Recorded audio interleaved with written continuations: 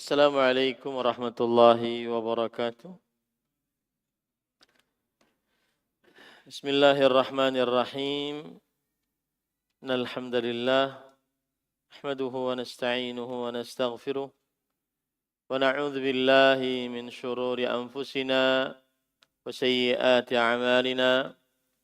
Man yahdihillahu fala mudilla lah wa man yudlil fala hadiya lah. Wa ashhadu an la ilaha illallah wahdahu la syarika lah. وأشهد أن محمدا عبده ورسوله يا أيها الذين آمنوا اتقوا الله حق تقاته ولا تموتن إلا وأنتم مسلمون يا أيها الناس اتقوا ربكم الذي خلقكم من نفس واحدة وخلق منها زوجها وبث منهما رجالا كثيرا ونساء واتقوا الله الذي تساءلون به والأرحام إن الله كان عليكم رقيبا يا أيها الذين آمنوا اتقوا الله وقولوا قولا سديدا يصلح لكم أعمالكم ويغفر لكم ذنوبكم ومن يطع الله ورسوله فقد فاز فوزا عظيما أما بعد فإن أصدق الحديث كتاب الله وأحسن الهدي هدي محمد صلى الله عليه وعلى آله وسلم وشر الأمور محدثاتها وكل محدثة بدعة وكل بدعة ضلالة وكل ضلالة في النار. Alhamdulillah, kita bersyukur pada Allah Subhanahu wa taala pada hari ini, hari Senin malam Selasa 5 Jumadil Ula 1447 Hijriah bertepatan dengan 27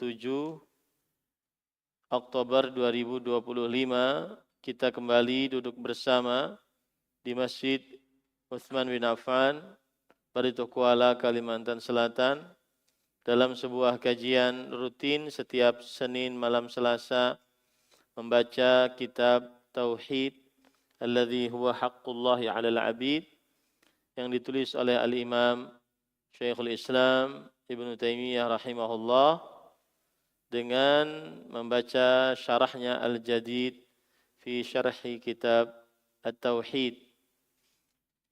Salawat dan salam semoga selalu Allah berikan kepada Nabi kita Muhammad sallallahu alaihi wa ala alihi wasallam, pada keluarga beliau, para sahabat, serta orang-orang yang mengikuti beliau sampai hari kiamat kelak.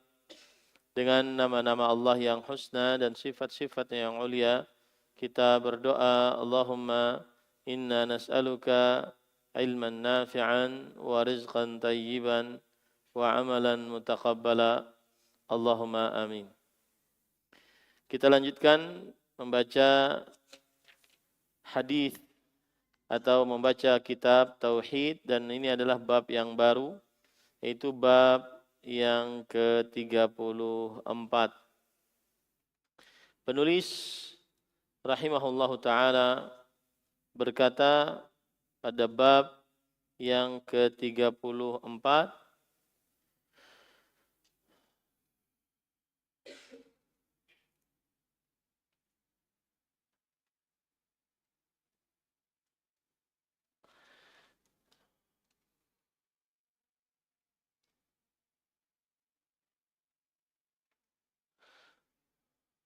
Babu qaulillahi ta'ala afa aminu makrallah. Bab firman Allah Subhanahu wa taala yang artinya apakah mereka merasa aman dari siksa Allah Subhanahu wa taala. Silahkan dibaca. Bismillah. Qala al-muallif rahimahullahu taala, bab ke-34, merasa aman dari siksa Allah dan berputus asa dari rahmatnya. Firman Allah Subhanahu wa taala, afa aminu makrallah fala ya'manu makrallahi illa al-qaumul khasirun, yang artinya Maka apakah mereka merasa aman dari azab Allah yang tidak terduga-duga? Tiadalah yang merasa aman dari azab Allah kecuali orang-orang yang merugi. Al-A'raf ayat 99. Taib. Makna dari bab ini adalah menjelaskan bahwa sikap merasa aman dari siksa Allah dan sikap berputus asa dari rahmat Allah adalah dua sikap yang mengurangi kemurnian tauhid, bahkan dapat menghilangkan tauhid. Seorang merasa aman dari siksa Allah, akhirnya meremehkan maksiat, atau merasa putus asa dari rahmat Allah, akhirnya memutuskan untuk tidak bertaubat karena merasa putus asa dari rahmat Allah Subhanahu wa taala. Dan ahibati fillah, afani Allah wa iyyakum, merasa aman dari siksa Allah termasuk dari dosa besar. Merasa aman dari siksa Allah termasuk dari dosa besar dan menafikan tauhid.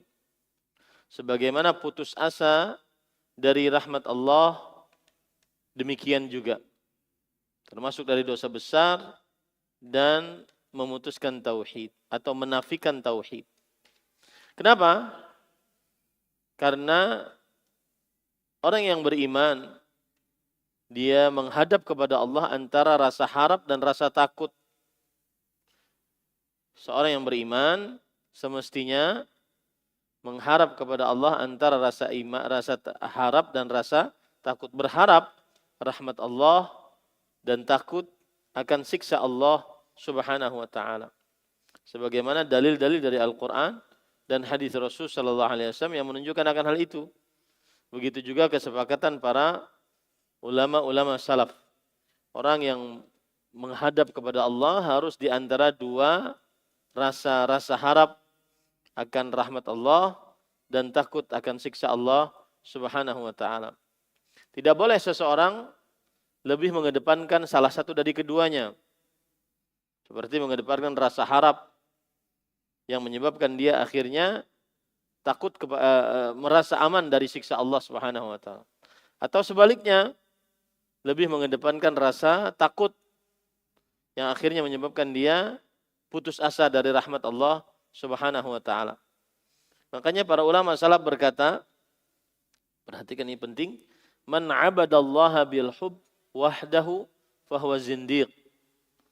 Barang siapa yang beribadah kepada Allah dengan rasa cinta semata, rasa cinta saja, ibadahnya karena cinta saja, maka orang ini adalah zindiq, munafik. Orang ini adalah zindiq. Siapa yang sholat tadi maghrib karena saya hanya sekedar rasa cinta saja saya kepada Allah. Dia tidak berharap surga, tidak takut neraka, hanya sekedar cinta aja, maka ini zindiq. Wa man 'abadahu bil khauf wahdahu fahuwa haruri. Barang siapa yang beribadah kepada Allah hanya dengan rasa takut, maka orang ini adalah haruri, yaitu khawarij, yang mengkafirkan pelaku dosa besar. Mereka membesarkan siksa-siksa. Wa man 'abadahu birraja wahdahu fahuwa murji'. Barang siapa yang beribadah kepada Allah semata dengan barang siapa yang beribadah kepada Allah dengan rasa harap saja, rasa harap, maka orang ini adalah dari kaum Murji'ah. Kaum Murji'ah adalah kaum yang mengatakan bahwa dosa tidak mempengaruhi iman. Siapa saja yang berdosa, imannya tetap seperti iman Abu Bakar As-Siddiq, iman Jibril alaihissalam, iman Umar, meskipun dia berbuat dosa. Ini orang Murji'ah yang mengatakan la yadurru ma'al imani dzam, yang artinya iman seseorang tidak akan terpengaruh dengan dosa yang dia kerjakan. imannya satu kesatuan, seperti botol ini di dalamnya ada air, maka imannya tidak berubah. Apapun yang dilakukan oleh botol ini, mau dia berdosa, zina, minum khamar, berjudi, membunuh, imannya tetap sempurna. Ini namanya murji'ah, yang mengatakan la yadurru ma'al imani dzam. Iman tidak terpengaruh dengan dosa. Dosa tidak mengurangi iman. Nah ini siapa yang beribadah kepada Allah dengan rasa harap saja seperti itu nantinya. Berarti kalau beribadah kepada Allah dengan rasa cinta saja, zindiq. Dengan rasa takut saja, khawarij. Biasanya orang-orang khawarij ini keras-keras. Tidak boleh ke mall, misalkan. Keras. Karena setiap pelanggaran dia anggap sangat besar. Makanya siapa yang beribadah kepada Allah dengan rasa takut saja, rasa takut, sedikit-dikit takut saja, maka dia khawarij. Biasanya timbul rasa was-was ini. Harus timbul rasa was-was. Wudu tidak pernah selesai, buang air kecil, nggak pernah selesai beristinjanya. Karena seperti itu, dia terlalu takut. Sholatnya juga terlalu berlebihan. Ya. Terlalu takut. Dia beribadah kepada Allah hanya dengan rasa takut saja. Maka ini khawarij. Dan siapa yang beribadah kepada Allah dengan rasa harap saja, maka ini murji. Murji tadi meremehkan dosa. Mereka mengatakan iman tidak terpengaruh dengan dosa yang dikerjakan. Imannya tetap sempurna. Lalu ahlu sunnah bagaimana? Wa man abadahu bil hubbi wal khawfi wa raja fahuwa mu'min. Adapun yang beribadah kepada Allah dengan 3 rukun ibadah ini secara langsung, rasa cinta, rasa harap, rasa takut, maka dia adalah orang beriman. Dia adalah orang beriman. Jadi di dalam diri kita setiap aktivitas yang kita kerjakan harus ada 3 ini. Kenapa kita sholat maghrib tadi? Karena kita cinta kepada Allah. 1. Kemudian karena harap, karena kita berharap akan pahala dari Allah. Yang ketiga, karena kita takut siksa Allah, karena sholat maghrib adalah sebuah kewajiban dan meninggalkan kewajiban adalah diancam siksa oleh Allah Subhanahu wa taala. Ini namanya rukun ibadah. Rasa cinta, al-hub, rasa harap, ar-raja, rasa takut, al-khauf. Ini namanya rukun ibadah. Yang disebut dengan rukun ibadah harus ada selalu di dalam diri. Harus ada selalu di dalam diri saat kita beribadah kepada Allah Subhanahu wa taala. Nah, kemudian para ikhwan yang dirahmati oleh Allah Subhanahu wa taala,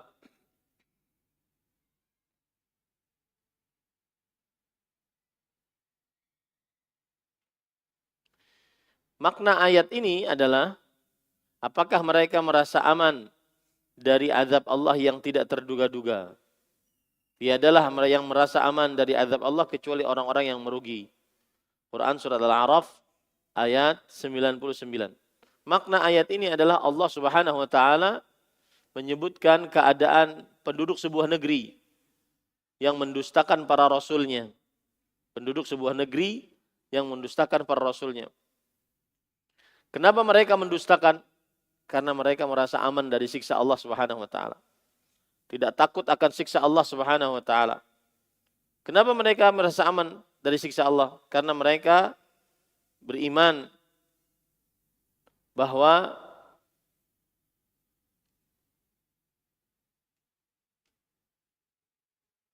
Allah Subhanahu wa taala memberikan nikmat kepada dia.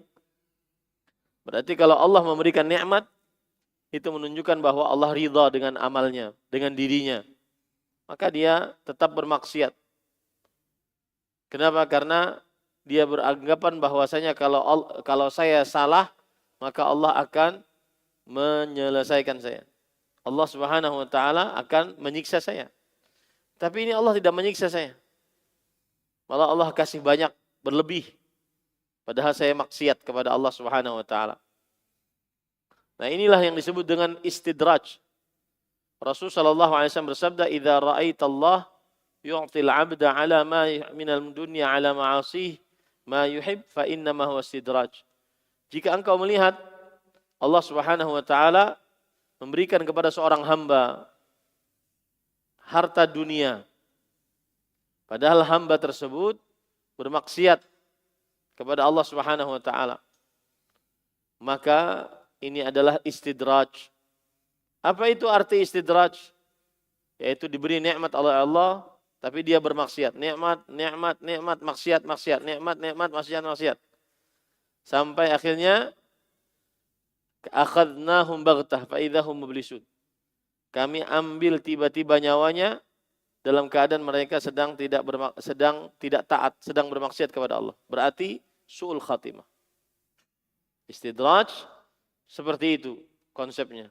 Allah Subhanahu wa taala memberikan nikmat kepada hambanya, kemudian setelah itu tambah banyak nikmatnya, tapi dia tetap bermaksiat kepada Allah. Maka ini istidraj.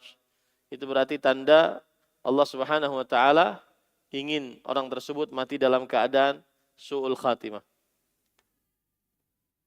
Nah.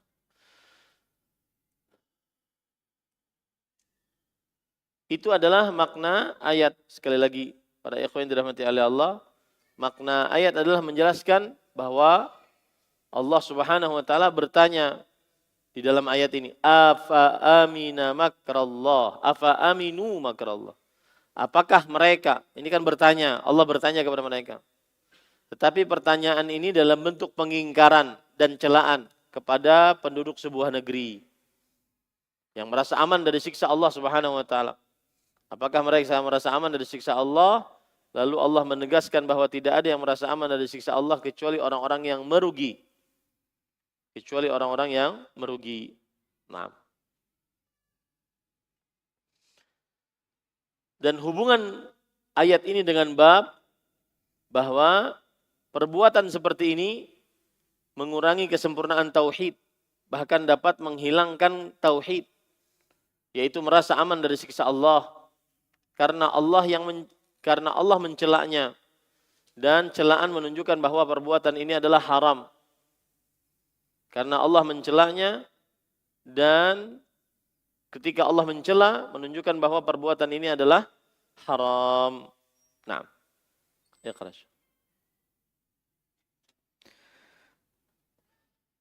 وَمَنْ يَقْنَطُ مِنْ رَحْمَةِ رَبِّهِ إِلَّا الضَّالُّونَ. Yang artinya, tidak ada orang yang berputus asa dari rahmat Tuhannya kecuali orang-orang yang sesat. Al-Hijr ayat 56. Nah, ini adalah ayat yang kedua yang dibawakan oleh penulis pada bab merasa aman dari siksa Allah Subhanahu wa taala. Tidak ada orang yang berputus asa. Putus asa artinya putus harapan. Putus asa artinya putus harapan.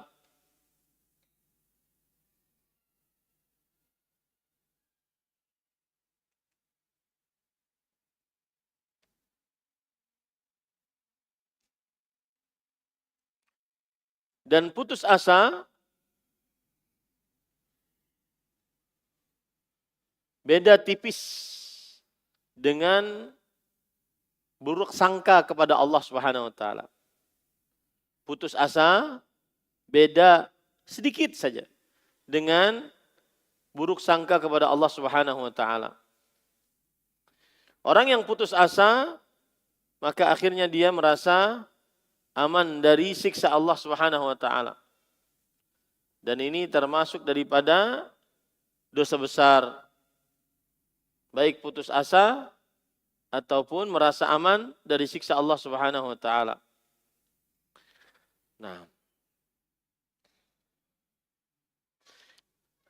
Imam Syekhul Islam Ibnu Taimiyah rahimahullah menyebutkan ayat ini sebagai peringatan bahwa tidak boleh bagi siapa yang takut kepada Allah untuk putus asa dari rahmat Allah. Tidak boleh orang yang takut kepada Allah untuk putus asa dari rahmat Allah.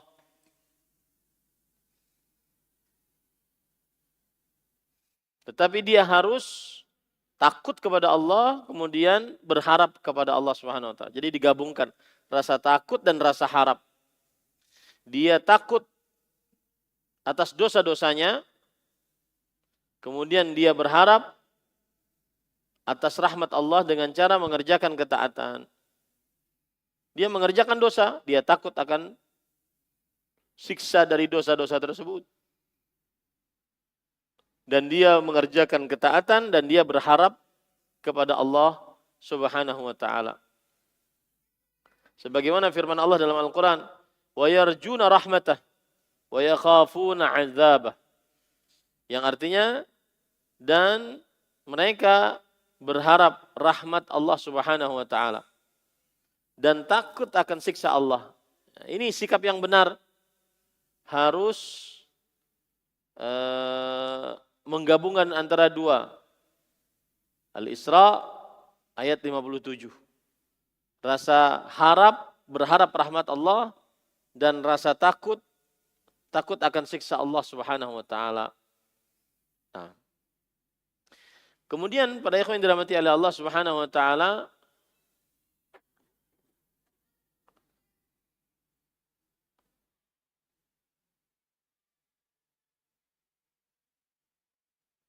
Allah Subhanahu wa taala berfirman di dalam ayat ini, "Wa man yaqnatu min rahmati rabbih illa dhallun." Tidak ada orang yang berputus asa dari rahmatnya, rahmat Tuhannya, kecuali orang-orang yang sesat. Kenapa demikian? Karena dia mengetahui kuasa Allah Subhanahu wa taala dan dia mengetahui rahmat Allah Subhanahu wa taala. Dia mengetahui kuasa Allah, sedangkan rahmat Allah lebih besar. Sedangkan rahmat Allah Subhanahu wa taala lebih besar.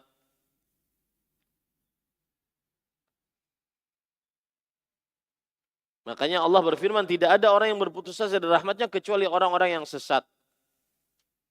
Tidak ada orang yang berputus asa dari rahmatnya kecuali orang-orang yang sesat. Ini para ikhwan yang dirahmati oleh Allah Subhanahu wa taala.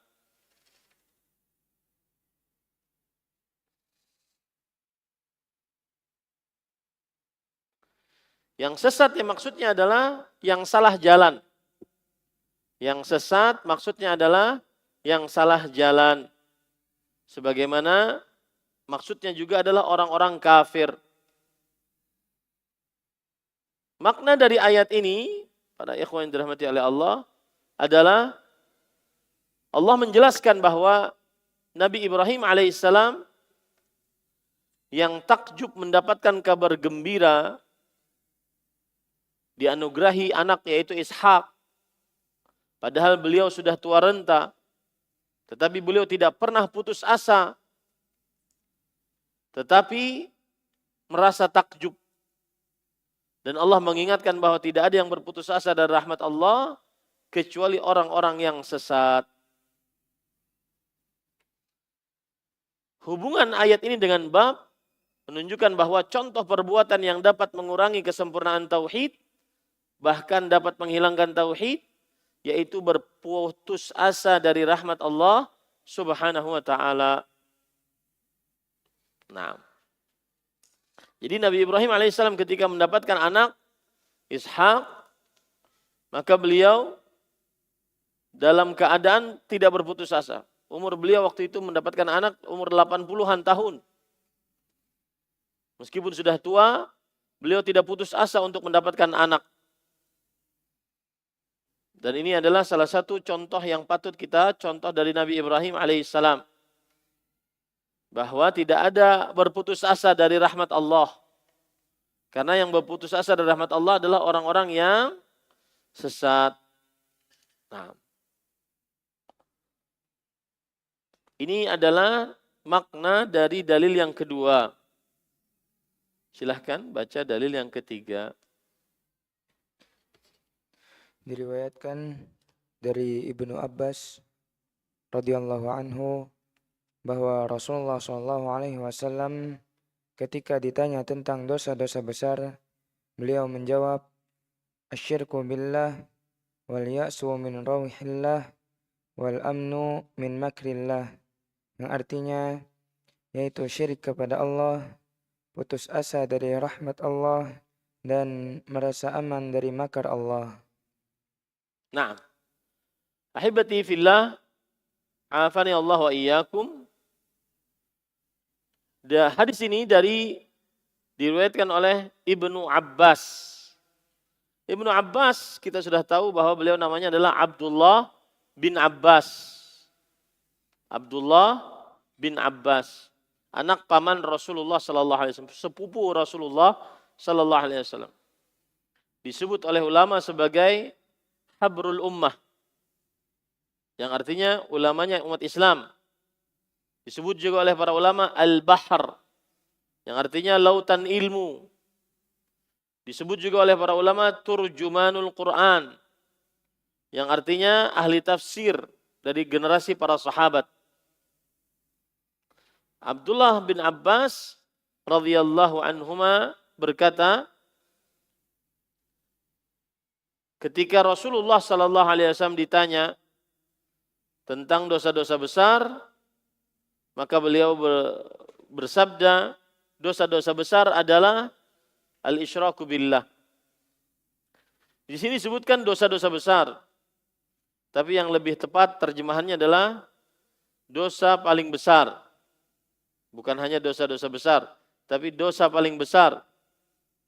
Jadi Abdullah bin Abbas radhiyallahu anhu berkata, dosa paling besar adalah mensyirikkan Allah Subhanahu wa taala.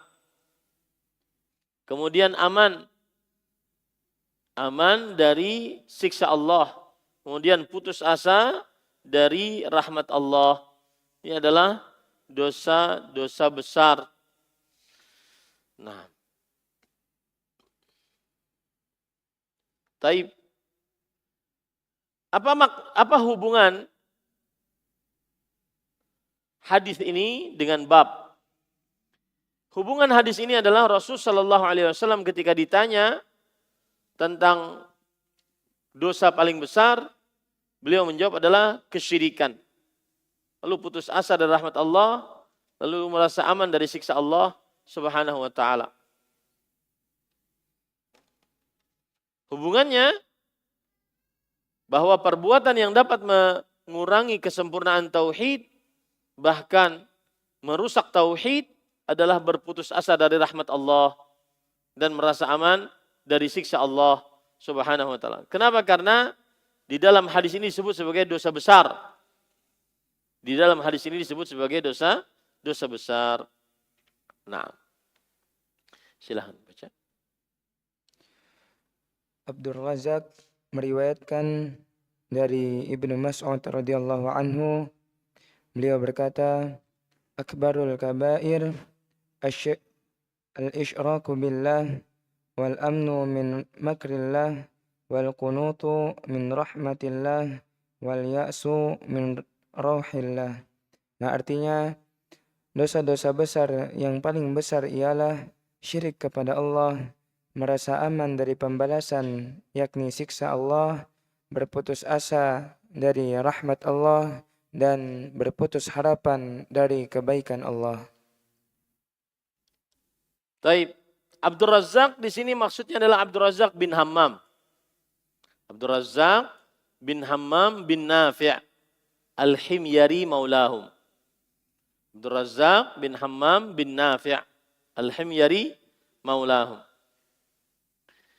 Dan Abdul Razak dikenal dengan Abu Bakar As-San'ani. Abu Bakar As-San'ani. Dan beliau adalah ulama hadis yang terkemuka. Dan beliau meninggal di kota Baghdad, negara Irak, tahun 211. Ini Abdul Razak bin Hammam As-San'ani. Nah, kemudian di sini sebutkan Abdul Razak meriwayatkan dari Ibnu Mas'ud radhiyallahu anhu. Ia berkata, dosa-dosa besar yang paling besar ialah syirik kepada Allah Subhanahu wa taala. Merasa aman dari pembalasan siksa Allah, berputus asa dari rahmat Allah, dan berputus asa dari kebaikan Allah Subhanahu wa taala.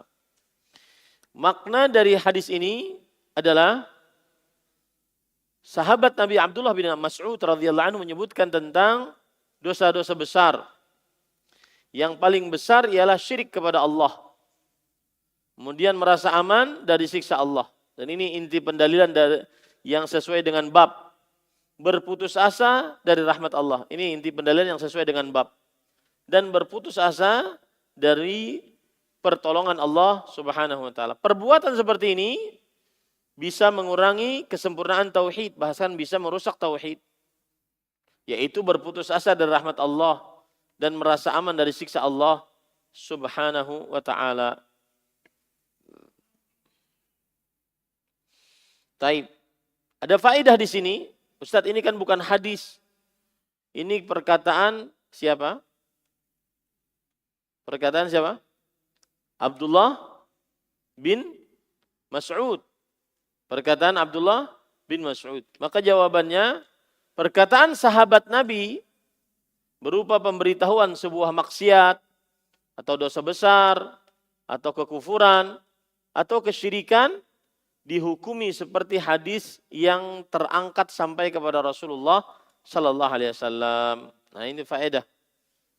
Apabila ada seorang sahabat Nabi berkata-kata tentang maksiat, ini perbuatan maksiat, ini perbuatan dosa besar, ini perbuatan kekufuran, ini perbuatan kesyirikan, maka itu dihukumi sebagai hadis yang terangkat, hadis marfu' terangkat sampai kepada Rasulullah sallallahu alaihi wa ala alihi wasallam. Nah, ini para ikhwah. Taib, kalau begitu apa hubungan dengan hadis ini dengan bab seperti yang sudah saya sebutkan bahwa merasa aman dari siksa Allah, kemudian putus asa dari rahmat Allah, ini adalah termasuk daripada merusak tauhid dan mengingkari tauhid. Karena berputus asa dari rahmat Allah dan merasa aman dari rahmat Allah, dari siksa Allah adalah termasuk daripada perbuatan tercela yang dicela oleh Allah Subhanahu wa taala karena merusak tauhid. Orang yang bertauhid tidak pernah putus asa dari rahmat Allah. Karena Allah Maha luas rahmatnya. Orang yang bertauhid tidak pernah merasa aman dari siksa Allah. Karena dia sangat mengagungkan Allah Subhanahu wa ta'ala. Nah, sudah azan? Taib. Itu kira-kira yang bisa disampaikan pada kesempatan kali ini. Hadis bab yang ke-34. Merasa aman dari siksa Allah Subhanahu wa ta'ala. Dan jangan sampai kita merasa aman dari siksa Allah Subhanahu wa ta'ala karena itu adalah dosa besar. Dan sebaliknya, berputus asa dari rahmat Allah yang berujung kadang-kadang bunuh diri, yang berujung kadang-kadang stres. Enggak. Orang yang mengaji tauhid tidak pernah stres. Orang yang pernah mengaji tauhid tidak pernah gila. Kenapa? Karena dia mengaji yang merupakan pondasi dasar dalam beragama Islam. Hubungan suami istri, fondasi dasar dalam beragama Islam. Orang yang mengaji tauhid tidak pernah putus asa dari rahmat Allah. Orang yang mengaji tauhid tidak pernah merasa aman dari siksa Allah. Tidak pernah merasa aman berarti dia benar-benar taat kepada Allah, mengerjakan perintah, menjauhi larangan. Kemudian orang yang bertauhid, maka dia tidak pernah putus asa dari rahmat Allah, terus berdoa, terus berusaha minta kepada Allah Subhanahu wa taala. Nah, siapa yang tidak merasa aman dari siksa Allah, tidak takut kepada Allah dan tidak merasa tidak merasa harap atau berputus asa dari rahmat Allah, maka orang seperti ini adalah orang-orang yang tidak beriman dan merusak tauhidnya di hadapan Allah Subhanahu wa taala. Nah, itu yang bisa disampaikan pada ikhwan yang dirahmati oleh Allah Subhanahu wa taala. Jika ada yang ingin ditanyakan, dipersilahkan.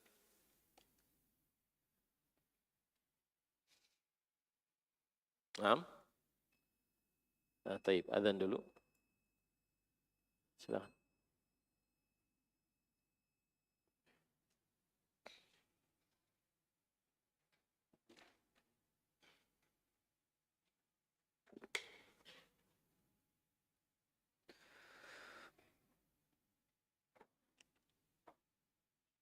Allahu Akbar, Allahu Akbar. Allahu Akbar, Allahu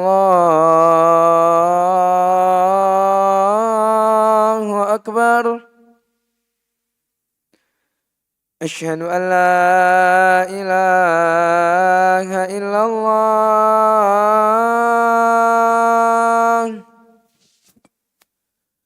Asyhadu an la ilaha illallah.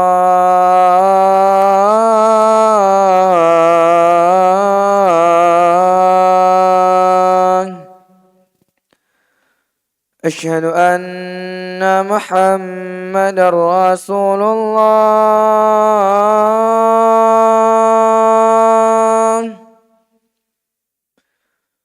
Asyhadu anna Muhammadar Rasulullah.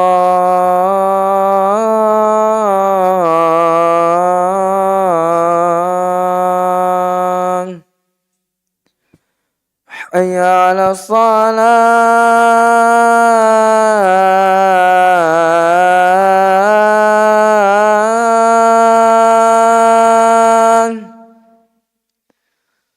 Hayya 'ala salah.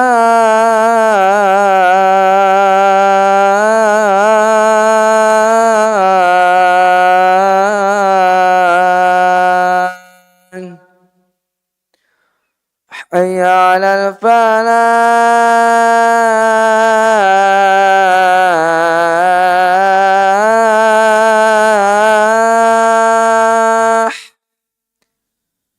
Hayya 'alal falah.